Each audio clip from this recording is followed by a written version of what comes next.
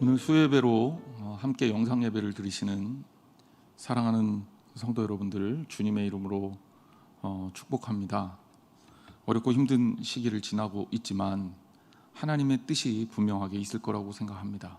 이 기회에 더욱더 내면적으로 주님과 가까워지는 그런 계기가 되기를 바랍니다.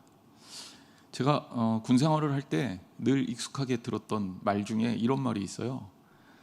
군대는 줄을 잘 서야 돼, 이런 표현을 자주 씁니다. 실제 그럴 듯이 신교대에 가면 줄을 어떻게 서느냐에 따라서 가끔은 운명이 바뀌는 경우가 있어요. 그러니까 논산이라는 큰 신병 교육대가 우리나라는 있잖아요. 거기에서 같이 훈련을 받다가 우연찮게 이렇게 딱 분류가 돼서 누구는 특전사로, 특수부대로, 또 어디 육군의 어디로 이렇게 다 분류가 돼서 전국에 있는 부대로 쫙 나뉘게 되는데, 이제 그 나뉘는 단계를 우리가 줄을 선다라는 표현을 씁니다. 그래서 줄을 잘 서게 되면 좀 편한 부대로 가게 되고요. 줄을 잘못 쓰게 되면 군대용으로 꼬였다 그러죠. 군 생활이 꼬여서 이제 전방부대나 아주 힘든 부대로 가게 됩니다. 누구나 군복을 입는 이상 군 생활을 거부할 수는 없잖아요. 군 생활을 거부할 수는 없는데 누구나 다 어디론가 가야 되는 상황에서 내가 어디에 속해 있느냐, 어디에 줄을 섰느냐에 따라 내 앞으로의 군 생활이 바뀌기 때문에 재미있는 말 표현으로 줄을 잘 서야 돼, 이런 표현을 씁니다. 바울도 로마서에 보면, 또 바울 서신에 보면 군대 용어를 가끔 썼거든요. 왜냐하면 그 당시 로마 시대 때 로마 군인들은 굉장한 자부심과 또 강함의 상징이었고요. 그리고 이것들이 일반적으로 백성들하고 이렇게 격리가 되어 있는 게 아니라 늘 익숙하게 만나는 사람들이었기 때문에 그렇습니다. 제가 오늘 본문을 로마서 6장 15절부터 읽는 이 본문도 우리가 죄냐 혹은 의냐, 하나님께 속하였느냐, 육신에 속하였느냐, 영에 속하였느냐, 뭐 이렇게 구별을 하고 나누는데, 굳이 얘기하자면 이게 줄을 서는 거 비슷하다라는 생각이 들었어요. 하나님께 줄을 서고 있느냐, 아니면 죄에게 줄을 서고 있느냐, 그거에 따라서 우리의 삶이 구원으로 연결될 수도 있고 혹은 우리의 삶이 멸망으로 연결될 수도 있다. 그럼 여러분들은 어디에 서 계시냐, 이런 질문을 드리는 거죠. 이런 질문 속에 혹시 나는 줄을 안 설 수 있느냐, 이렇게 질문할 수도 있겠죠. 내가 죄를 선택하든 의를 선택하든 선택하지 않고 나는 그냥 아무것도 안 할 수 있느냐. 성경은요, 불가능하다고 얘기합니다. 신앙에 있어서 중립지대는 없어요. 철저하게 하나님의 편이냐, 또 혹은 죄의 종로로 탈 것이냐, 의의 종로로 탈 것이냐, 이렇게 정확하게 구별된다는 그런 이야기입니다. 오늘 본문 말씀을 좀 살펴보도록 하죠. 15절 말씀, 우리가 지난주부터 계속 죄와 의, 그리고 은혜와 또 멸망, 이런 표현들을 계속 대조하면서 말씀을 보고 있거든요. 그렇게 정리를 한번 해보겠습니다. 그런 맥락에서 그런즉 어찌하리요, 우리가 법 아래 있지 아니하고 은혜 아래 있으니 죄를 지으리요, 그럴 수 없느니라. 자, 우리는 어디에 속한 사람이냐라는 거죠. 우리의 정체성을 밝혀라, 이런 얘기입니다. 그럼 우리는 정체성이 어디에 있느냐? 법 아래 있지 않다, 율법 아래 있지 않다, 죄 가운데 있지 않다. 우리는 어디에 정체성을 가지고 있느냐? 은혜 아래 있다. 그럼 은혜 안에 있는 우리는 죄를 지을 수 있겠느냐? 죄를 지을 수 있겠느냐라는 것보다는 이 맥락은 죄를 지을 것이냐, 이런 질문으로 해석하는 게 조금 더 낫죠. 그러면 죄를 지을 수가 없는 것이다. 실제로 그럴 수 없느니라 라는 단어도 역시 영어 성경에 보면 강력한 부정의 뜻을 살렸어요. 그래서 God forbid 이렇게 번역이 되어 있거든요. 그리고 또 RSV 성경 같은 경우는 결코 그렇지 않다. By no means 이렇게 얘기하고 있습니다. 그러니까 하나님께서 금지하셨다. God forbid. 그럴 수 없다. 그러니까 예를 들자면 은혜 아래에 있는데 죄를 지을 수 있겠느냐? 아니다. 하나님께서 그것은 못하게 막으셨다. 또 결코 죄를 지을 수 없다. 이 얘기는 강력하게 얘기해서 우리는 하나님의 자녀잖아요. 그리고 은혜 아래 있는 사람이란 말입니다. 그러면 죄에 대해서는 철저하게 분리되고 구별된 삶을 살아야 된다. 즉 그리스도의 십자가 은혜를 입은 성도는 당연히 방종한 마음과 생활을 거부하고 하나님의 은혜에 합당한 생활을 해야 된다라고 말하고 있는 겁니다. 자, 16절 말씀에서도 같은 맥락이 계속 이어집니다. 너희 자신을 종으로 내주어 누구에게 순종하든지 그 순종함을 받는 자의 종이 되는 줄을 너희가 알지 못하느냐? 혹은 죄의 종으로 사망에 이르고 혹은 순종의 종으로 의에 이르느니라. 자, 이 말씀을 그대로 좀 생각해 봅니다. 여기는 종이라는 표현을 썼어요. 종이라는 게 뭡니까? 여기 종이라는 단어도 사실은 헬라어에 두 가지 단어가 있어요. 첫 번째는 둘로스라는 단어입니다. 둘로스는 주인에게 예속된 노예를 뜻하는 거거든요. 그리고 다른 의미로, 다른 말 표현으로 디아코노스라는 단어도 있습니다. 디아코노스는 좀 청직이나 집사 이런 것들을 가르치는데 이건 약간의 자율성이 좀 보장된, 주인에게 속해 있긴 하지만 본인 스스로가 뭔가를 이렇게 좀 결정할 수 있는 권한을 가진 그런 종을 말합니다. 그런데 여기에 너희 자신을 종으로 내주어 할 때 이 종은요, 둘로스란 단어가 쓰였어요. 철저하게 주인에게 속해 있다라는 거죠. 즉, 이 종의 신분은 내가 어디에 속해 있느냐에 따라서 달라지는 거예요. 그래서 주인이 어떤 사람이냐에 따라서 삶이 완전히 달라지는 거거든요. 그러면서 바울은 이런 얘기를 하는 거죠. 누구에게 순종하든지 그 순종함을 받는 자의 종이 되는 줄, 그것을 너희가 알지 못하느냐? 이 얘기는 당연히 알지 않느냐? 이런 얘기고, 그렇기 때문에 죄의 종으로 살게 되면 그러면 어떻게 됩니까? 죄의 종은 죽을 수밖에 없다. 사망에 이른다. 그리고 순종의 종으로 살게 되면 그러면 어떻게 되느냐? 사망과 반대되는 의에 이른다라는 얘기입니다. 제가 아까 줄 서는 얘기했잖아요. 그리고 줄을 안 설 수는 없단 말이에요. 그럼 우리 철저하게 어디에 서 있느냐 따져봐야죠. 우리는 하나님께 속한 자다. 그리고 우리는 순종함으로 하나님의 종으로 살기 때문에 의에 이르는 자들이다. 이렇게 고백할 수밖에 없다라는 겁니다. 자, 그럼 우리는 어떻게 해야 될까요? 17절 말씀에 연결해서 말합니다. 하나님께 감사하리로다. 감사 고백이 나올 수밖에 없는 거예요. 왜?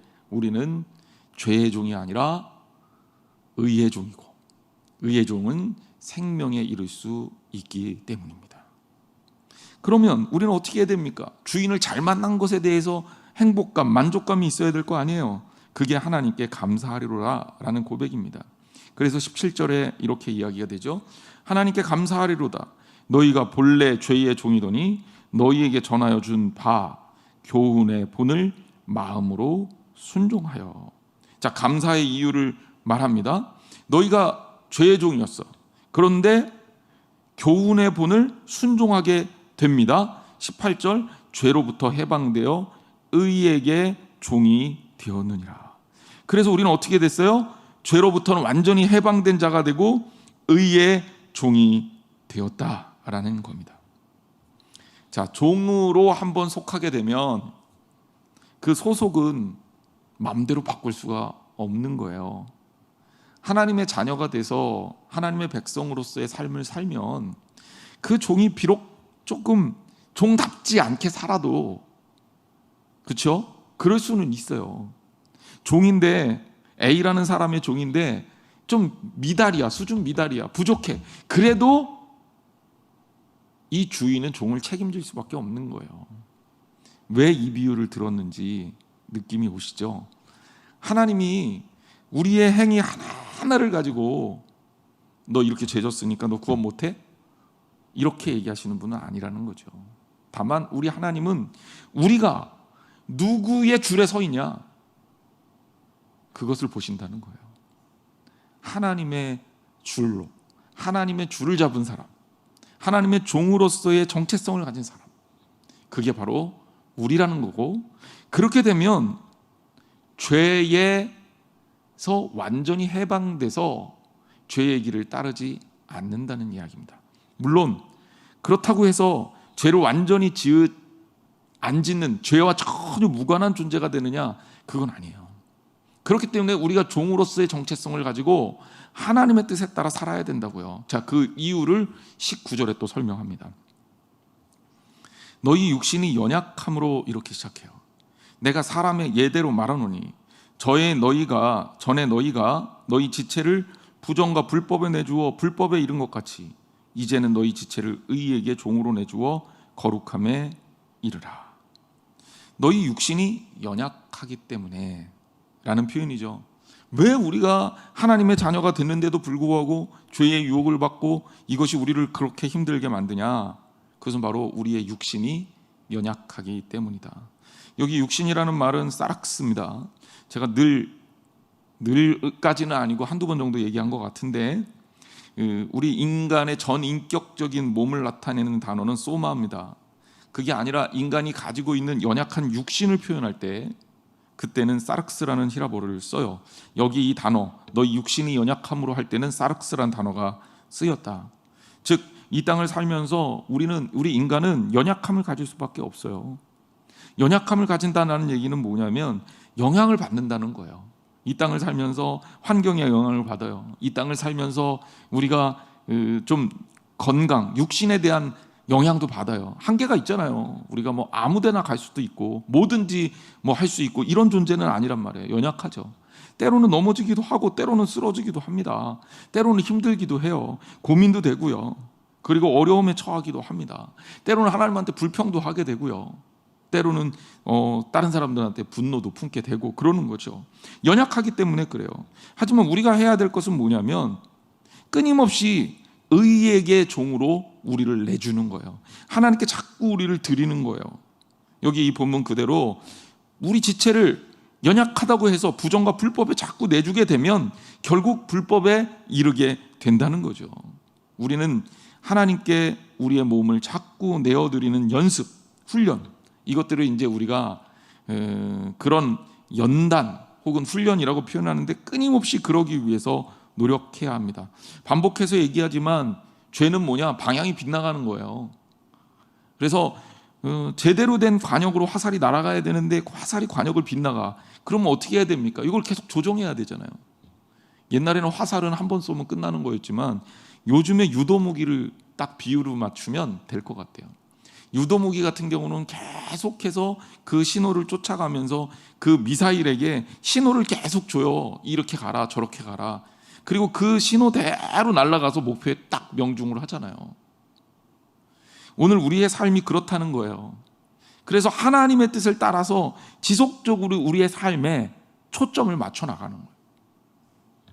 그런데 우리는 연약하니까 육신이라는 연약함이 있으니까 죄의 영향을 계속 받는 거죠. 근데 그것들을 극복하는 거예요. 하나님의 자녀이기 때문에. 20절 말씀입니다. 너희가 죄의 종이 되었을 때는 의에 대하여 자유로웠느니라. 그렇죠? 우리가 죄의 종이 되었을 때는 의를 행하지 않아도 되잖아요. 말을 좀 어렵게 얘기해서 그렇지 그냥 한마디로 얘기하면 아니 이 하나님의 뜻이야? 하나님 뜻이 아니야? 이런 거 고민 안 해도 돼. 이거 하나님 기뻐하실까? 이런 거 고민 안 해도 돼. 그때는 어때요? 죄의 종이 됐을 때는 거칠 것이 없죠. 그래서 의에 대해서 자유로워. 내 마음대로 살아요. 그런데 결국 이게 어떻게 되는 거예요? 의에 대해서 자유로우면? 그러면 망하는 거죠. 21절 말씀 보세요. 너희가 그때 무슨 열매를 얻었느냐? 묻잖아요. 무슨 열매를 얻었느냐?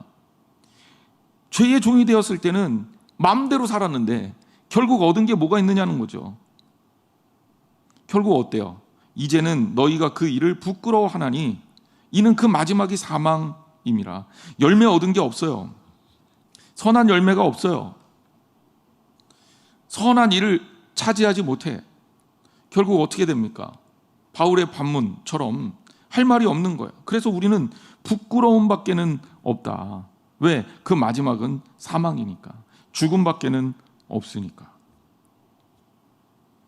하지만 우리는 지금은 어떻습니까? 22절. 그러나 이제는 너희가 죄로부터 해방되고 하나님께 종이 되어 거룩함에 이르는 열매를 맺었으니 그 마지막은 영생이라.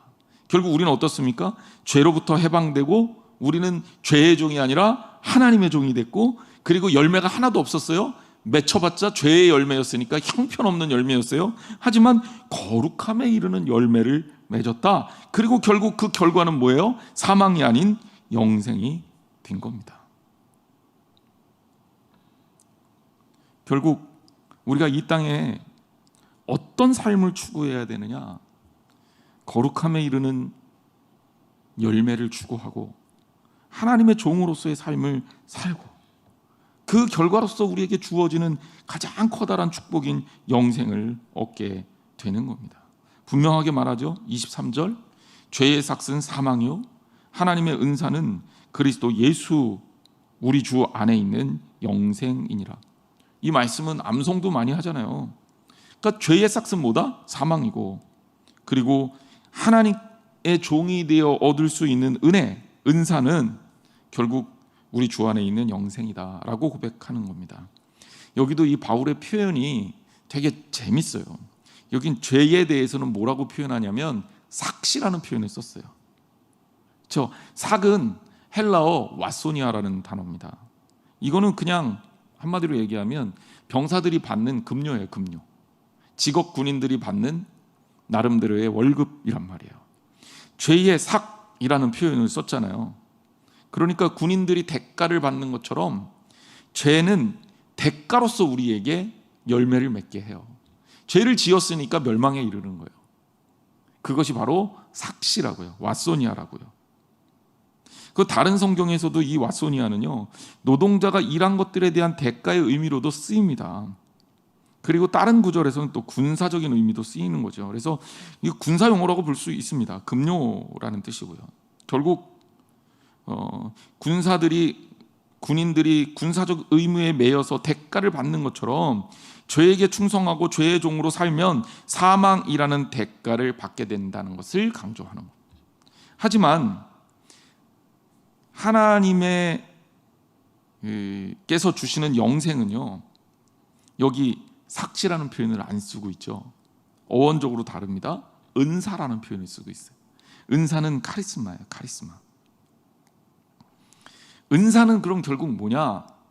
우리가 하나님을 따랐어요. 근데 우리가 정말 하나님 마음에 들게 하는 하나님의 종으로서의, 하나님께 속한 자로서의 그 멋진 삶을 살아. 그래서 그 삶에 대한 대가로서 영생이 주어져. 이게 아니라는 거죠. 아까도 얘기했지만 우리는 너무 연약해요. 그래서 하나님께 속해 있지만 하나님께 속해 있으면서도 계속 흔들려요. 그래서 부족해요. 인간적인 기준으로 철저하게 따져보면 우리는 여전히 하나님께 속해 있으면서도 죽을 수밖에 없는 그런 수준밖에는 안 돼요. 그런데 하나님은 우리를 어떻게 대하시냐? 은혜로 받아주신다는 거예요. 그게 은사예요. 그래서 하나님께서는 은사로 우리를 품으시고, 그러니 우리가 감사할 수밖에 없잖아요. 우리는 딱 하나예요. 우리가 이 땅에서 내세울 수 있는 거는 줄을 잘 쓴 것밖에 없는 거야. 그 줄을 하나님 편에 쓴 거죠. 그리고 그 은혜, 그 은사로서 영생을 얻게 된다는 겁니다. 그러니까 구원은 우리의 노력으로 얻는 게 아니에요. 하나님의 철저한 은혜예요. 그 물론 죄에게 줄 서 있는 사람들보다 우리가 조금 날지는 몰라. 실제로 못한 경우도 있어요. 하지만 그럼에도 불구하고 우리는 끊임없이 하나님 앞에서 우리의 삶을 깎아 나가는 거예요. 나의 방향이 잘못됐다. 그럼 고쳐 나가는 거예요. 그러니 여러분, 실수할 수 있어요. 하지만 반복하지 마세요. 죄를 지을 수 있어요. 하지만 죄가 여러분을 주장하지 못하게 하세요. 죄가 일시적으로 우리를 들어와서 우리의 마음을 흔들어 놓는다 하더라도 죄의 종로로서는 하지 말라고요. 소속을 옮기지는 말라고요. 철저하게 우리의 소속을 지켜나가는 것이 우리의 신앙생활이다, 이렇게 생각하시면 됩니다. 결론적으로 오늘 말씀을 정리해보면, 첫째, 저는 이렇게 좀 정의를 하고 싶은데, 첫째, 우리 연약함을 좀 인정하자. 우리가 연약하기 때문에 우리는 혼자서는 못 살아요. 그러니까 누군가의 종노릇은 해야 돼. 마치 군대 가면 어디에 속해 있어야 하는 것처럼 반드시 우리는 누군가의 종노릇은 해야 돼요. 근데 우리한테는 선택지가 딱 두 개밖에 없어요. 하나님의 종노릇을 할 거냐, 마귀의 종노릇을 할 거냐, 의의 종으로 살 거냐, 죄의 종으로 살 거냐. 여러분 어떻게 하시겠습니까? 그래요, 우리가 하나님 편에 서야죠. 줄을 잘 서야 됩니다. 자, 두 번째, 하나님은 우리에게 그런 의미에서 광야라는 훈련할 수 있는 공간을 주셔요. 그게 이 땅에서의 삶이에요. 이스라엘 민족의 광야는 마치 우리의 인생과도 같습니다. 쉽지 않죠. 그럼 광야를 통해서 뭘 배우는 거냐? 철저하게 하나님 의지하는 것 배우는 곳이 광야예요. 이 땅에서 여러분들이 겪는 수많은 실패를 통해서 뭘 배우는 거냐? 내 뜻대로, 내 의지대로, 내 멋대로, 내 삶대로, 내 주장대로 죄가 다루어지지 않는다는 것을 하나님 앞에 고백하는 거예요. 이게 광야예요. 그래서 주님밖에는 없습니다. 하나님 외에 다른 어떤 것도 없습니다. 주님 아니면 살 수가 없습니다. 이걸 고백하는 것이 광야라는 거예요. 만나 아니면 굶어야 되고요. 하나님께서 반석에서 물을 안 내시면 물 못 마셔서 죽어야 되고요. 하나님의 보호하심이 없으면 밤에 얼어 죽고 낮에는 더워 죽고 해야 되는 게 광야란 말이에요. 그런데 우리 하나님의 보호하심 가운데 그 어느 때보다도 부족함이 없는 풍성함을 누리잖아요. 만나가 있으면 굶어 죽진 않아요. 인간 세상에서는 아무리 잘 사는 나라도 굶어 죽는 사람들이 있어요. 여러분, 하나님께서 여러분들을 책임져 주십니다. 이 땅의 광야 속에서 여러분들을 의의 종으로 삼으시고 하나님의 속해 있는 여러분들을 책임져 주신다는 것을 기억하시기 바랍니다. 그래서 우리는 이 땅을 살 때 주님 의지하는 법 배우는 거다. 세 번째, 그 속에 감사가 있다. 자, 죄의 삭은 사망이지만 하나님의 은사로 영생을 얻는 거예요. 자, 삭은 마땅한 대가입니다. 거기에는 감사가 없어요. 너 일한 만큼 받는 건데, 때로는 나는 일을 이렇게 많이 했는데 이거밖에 안 줘? 하지만 하나님의 나라는요, 우리의 노력이나 어떤 애씀의 대가하고는 비교도 안 될 만큼의 큰 영광이잖아요. 하나님 안에서 그 영광을 누리는 겁니다. 그럼 우리는 감사할 수밖에 없잖아요. 감사하는 자의 마음에는 평안함이 넘칩니다. 사랑하는 성도 여러분, 여러분은 주님의 종이에요.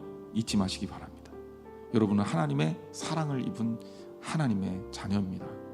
그렇기 때문에 순간적으로 실수할 수는 있어요. 하지만 마음을 빨리 돌이키시고 하나님께 방향을 맞추고 주님께 속한 자로서의 삶을 살아가시기를 주님의 이름으로 축원합니다. 그러면서 어렵고 힘든 이 상황 속에서도 마음의 평안을 누리세요. 하나님은 지난 주일 요나서 말씀드리면서 했지만 절대 우리를 포기하지 않으십니다. 기도하겠습니다. 하나님 아버지, 감사합니다. 우리가 부족하고 모자라 하나님 앞에 늘 흔들리는 연약함을 보일 수밖에 없지만, 그럼에도 우리의 두 다리를 튼튼하게 해서 이 땅에 하나님을 향하는 마음을 가지고 견디고 버티며 인내할 수 있도록 이끌어 주신 은혜 감사합니다. 우리는 자격이 안 됨에도 불구하고 하나님의 은혜 가운데 살며 하나님의 은사로 인해 산다는 것을 고백합니다. 주님 붙들어 주시고 함께 해주셔서 우리로 하여금 하나님의 자녀로 누리는 평안함과 평강을 얻고 살 수 있도록, 가지고 살 수 있도록 하나님 축복하여 주옵소서. 특별히 이 자리에 우리 사랑하는 성도들, 주님께도 기쁜 마음으로 예물을 드리며 감사의 고백을 합니다. 하나님께 예물 드릴 때마다 하나님 그 마음속에 우리의 신령과 진정을 다하여 드려서 주님께 기쁨으로 드리는 예물이 되게 하여 주옵소서. 비록 영상으로 드려지는 예배이지만 하나님 앞에 최선을 다한 예배가 되게 하시고 오늘 또한 주신 말씀 붙들고 힘있게 주님의 자녀로 살게 하여 주옵소서.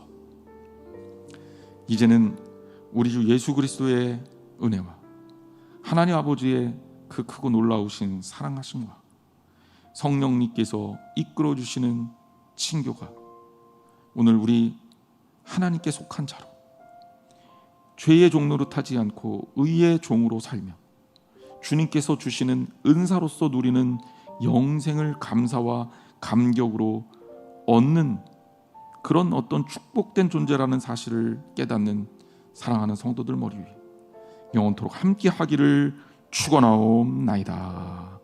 아멘.